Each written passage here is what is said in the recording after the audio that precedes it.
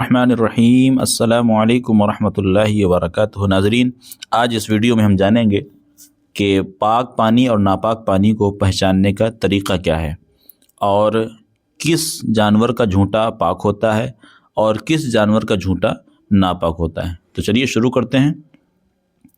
انوار شریعت کتاب کا نام ہے اور سبق کا نام ہے پانی اور جانوروں کے جھونٹے کا بیان۔ ٹھیک ہے، یعنی پانی کا بیان اور جانوروں کے جھونٹے کا بیان۔ تو سوال ہے، کن پانیوں سے وضو کرنا جائز ہے؟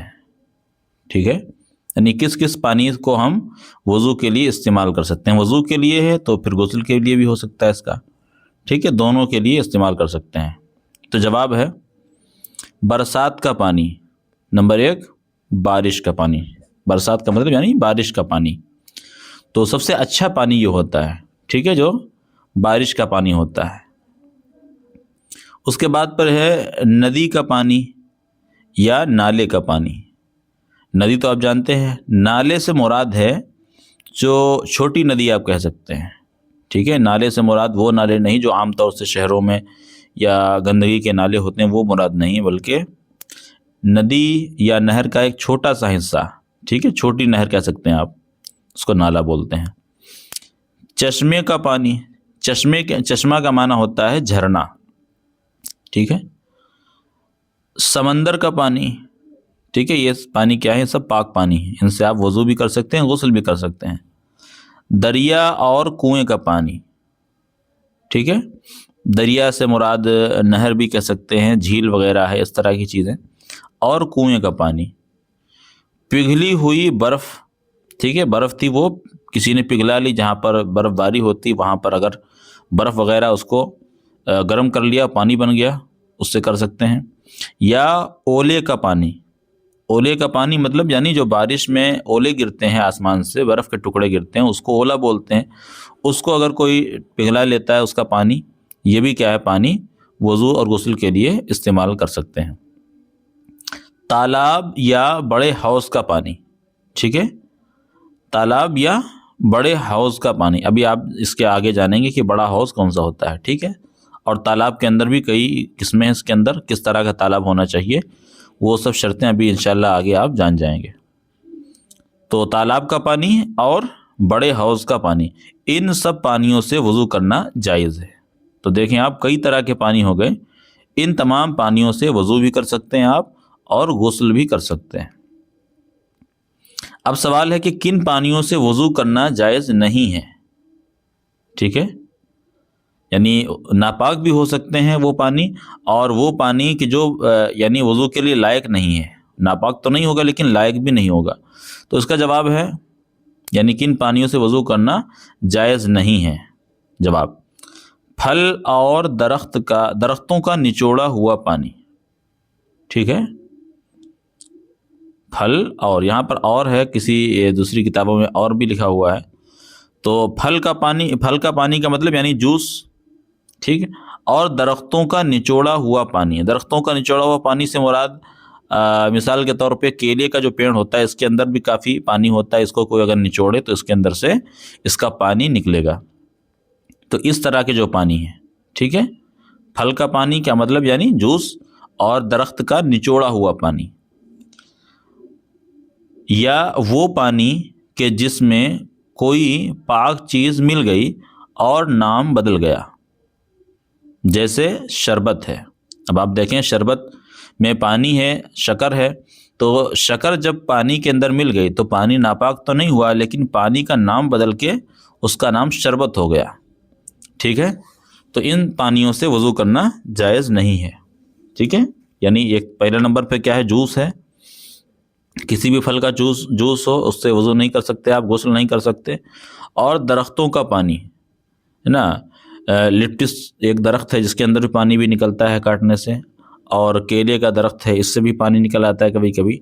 تو اس طرح کے جو پانی ہیں، ان پانیوں سے وضو کرنا جائز نہیں ہے، ٹھیک ہے۔ ناپاک پانی تو ویسے بھی جائز نہیں ہوتا، لیکن ان پانیوں سے بھی وضو غسل جائز نہیں ہے، ٹھیک ہے۔ اور کہہ رہے ہیں کہ جو پاک پانی ہے اور اس کے اندر کوئی پاک چیز مل گئی لیکن نام بدل گیا، جیسے شربت ہے، یعنی پانی کے اندر شکر ڈال دی ہم نے، تو اگر شکر تھوڑی سی ہے تو کوئی فرق نہیں پڑے گا، لیکن اگر اتنی پڑ گئی کہ جس سے یعنی وہ شربت کی شکل لے گیا، شربت بن گیا، تو پھر وہ پانی وضو اور غسل کے لیے لائق نہیں رہا۔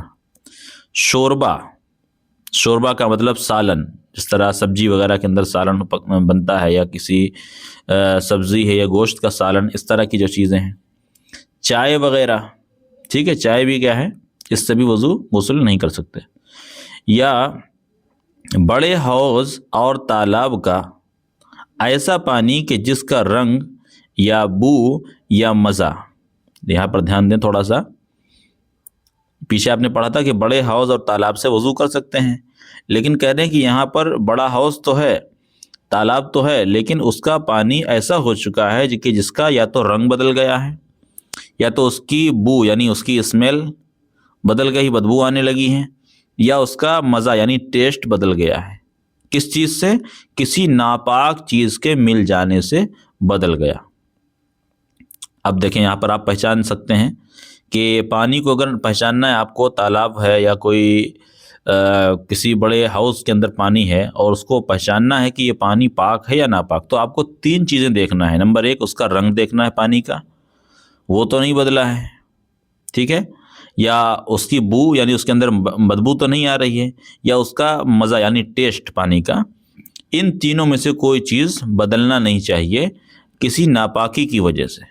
اگر پاکی کی وجہ سے بدل گئی، مثال کے طور پہ پانی کے اندر کائی جم گئی، پانی کا رنگ ہرا ہو گیا، یا پانی میں جو ہے کسی نے رنگ ملا دیا، بلیچ وغیرہ ڈال دیا، یا پانی کے اندر اس کی بو جو ہے وہ یعنی اس میں کسی نے عطر ڈال دیا، خوشبو ڈال دی، تو اس کی بو بدل جائے گی پانی کی، تو اس سے ناپاک نہیں ہوگا۔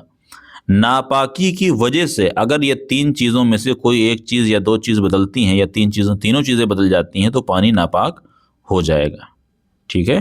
پانی کا اگر رنگ بدلے گا ناپاکی سے تو پانی ناپاک، پانی کی اسمیل یعنی بدبو، اس کی اگر جو بو ہے وہ بدلی اگر ناپاکی سے تو بھی پانی ناپاک ہو جائے گا، یا پانی کا ذائقہ بدلا، ان تینوں میں سے کوئی چیز اگر ناپاکی کی وجہ سے بدل گئی تو پھر پانی ناپاک مانا جائے گا، ٹھیک ہے۔ یہ تو رہا بڑے حوض کا حکم تھا۔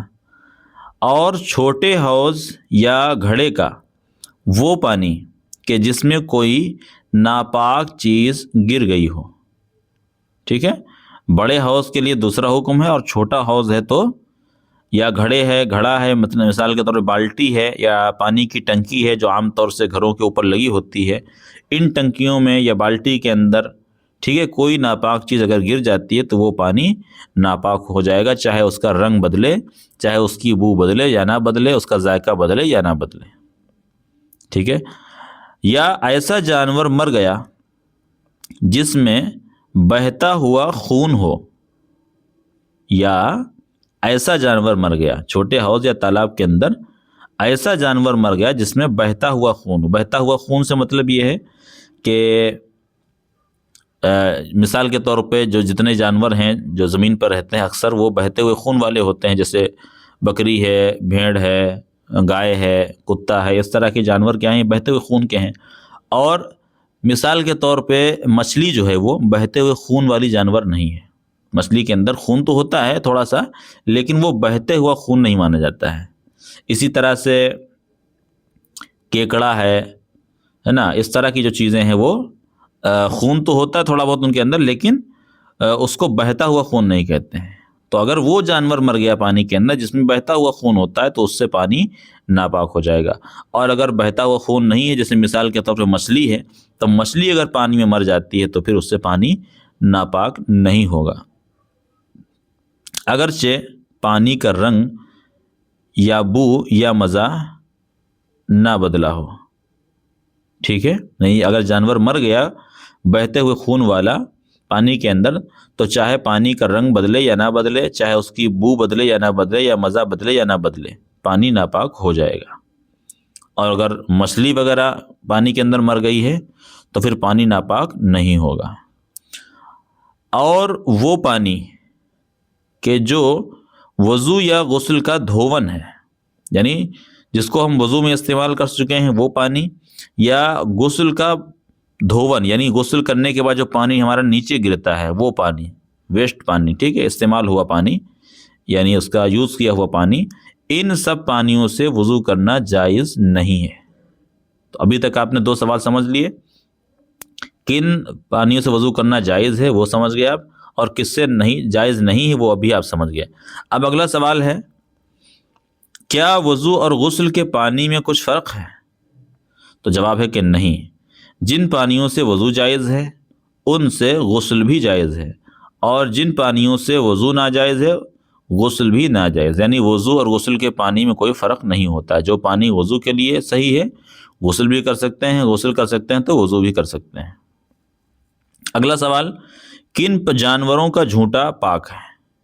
ٹھیک ہے، کن جانوروں کا جھونٹا پاک ہوتا ہے؟ تو جواب ہے، سیدھا جواب ہے اس کا کہ جن جانوروں کا گوشت کھایا جاتا ہے، یعنی جو جانور حلال ہیں، بکری ہے، گائے ہے، بھینس ہے، اونٹ ہے، دمبا ہے، بھیڑ ہے، ٹھیک ہے، اس طرح کے جتنے جانور ہیں، یعنی جن کا گوشت کھانا حلال ہے ان کا جھونٹا پاک ہے، جیسے گائے، بھینس، بکری، کبوتر، ٹھیک ہے، چڑیا بھی ہوگی تب بھی، فاختہ وغیرہ، یعنی جس چیز کو ہم کھا سکتے ہیں، چاہے وہ چڑیا ہو چاہے وہ جانور ہو، ان سب کا جھونٹا پاک ہے۔ اب سوال ہے، کن جانوروں کا جھونٹا مکروہ ہے؟ مکروہ کا مطلب ہوتا ہے جس کو پسند نہیں کیا جاتا، ناپاک نہیں بولیں گے اس کو، ناپاک ابھی آگے آئے گا، یہاں پر نیچے سوال ہے۔